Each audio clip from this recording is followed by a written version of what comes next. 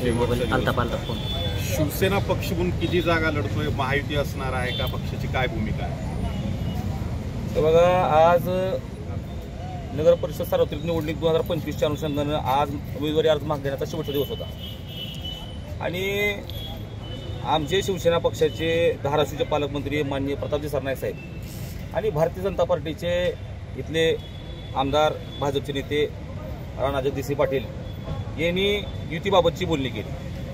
मुंबईमध्ये देखील त्यांनी मिळून पत्रकार परिषद घेतली आणि त्यांनी युतीची घोषणा केली. त्या पद्धतीनं आम्हाला पालकमंत्री महोदयाकडून आदेश मिळाले की आपल्याला युती करायची आहे, भाजपवर आपल्याला राहायचं आहे. कारण स्थानिक कार्यकर्त्यांची पदाधिकाऱ्यांची भूमिका ही सेपरेट लढण्याची होती आणि मग आम्ही सगळ्या भावना पक्षसृष्टीपर्यंत कळवल्या. आमची सगळ्यांची समजूत काढली गेली आणि शिवसेनेत त्या ठिकाणी सगळे उमेदवार तयार झाले की आपण भाजपसोबत युतीमध्ये लढूयात.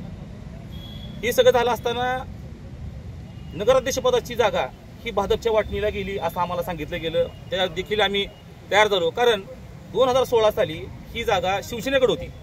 या नगर परिषदच्या निवडणुकीमध्ये 2016 साली जी निवडणूक झाली त्या सत्तेमध्ये शिवसेना नगराध्यक्ष आणि उपनगराध्यक्ष देखील शिवसेनेत होता. मग वाटणीमध्ये उपनगराध्यक्ष पद शिवसेनेला देऊ असं देखील आम्हाला सांगितलं गेलं. काही स्पीकर सदस्य देऊ, काही सभापती पद देऊ सांगितलं गेलं आणि मग सगळ्या शिवसैनिकांचं समाधान झालं. पण आज भारतीय जनता पार्टीनं ज्या 17 ठिकाणी 41 पैकी 17 ठिकाणी आम्ही नगरसेवक पदाचे अर्ज दाखल केले, त्या ठिकाणी भारतीय जनता पार्टीनं आमच्या पक्षाच्या उमेदवारांच्या विरोधात त्यांचे देखील उमेदवार दाखल केले. आणि मग सगळ्यापासून आम्ही भारतीय जनता पार्टीने त्या लोकांना फोन केले सगळ्यांना. त्या ठिकाणी आमचे समन्वयक देखील आलेले आहेत साळवी साहेब, त्यांनी फोन केले. आम्ही पालकमंत्री महोदयांना कॉन्टॅक्ट केला आणि एकंदरीत लक्षात असं येत आहे की धाराशिव नगर परिषदच्या निवडणुकीमध्ये भारतीय जनता पार्टीने किंवा भारतीय जनता पार्टीचे आमदार राणादादा पाटील यांनी शिवसेनेला धोका दिलाय. त्यांनी आमच्या पार्टीमध्ये खंजीर बसलाय आणि आता ही आजची भूमिका आहे. आम्ही फक्त 17 ठिकाणी उमेदवार दिलेत. आमच्याकडे 41 उमेदवार असताना देखील, आमच्याकडे शिवसेनेकडे नगराध्यक्ष पदाचा उमेदवार असताना देखील युती म्हणून आम्हाला फसवलं गेलं. आणि आता अशा परिस्थितीमध्ये वरिष्ठांकडे सगळी ही भूमिका मांडायची, वरिष्ठांकडे सगळी ही कैफियत मांडायची आणि यानंतर जी आमची पुढची भूमिका रणनीती आहे उद्या सकाळपर्यंत आम्ही स्पष्ट करू.